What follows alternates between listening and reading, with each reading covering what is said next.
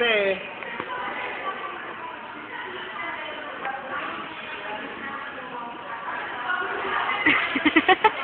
Excited. Excited ka? Hindi. Hindi daw. Huwag kang ma-excited. Kaya pogi mo dito, matutuwa ka na naman sa sarili mo. Hindi, bakit sabi? Sabi ka din yun eh. Magpakit ka nga. Gama na magpakibigay. Ang arte. Hindi daw maalam. Gama, ano?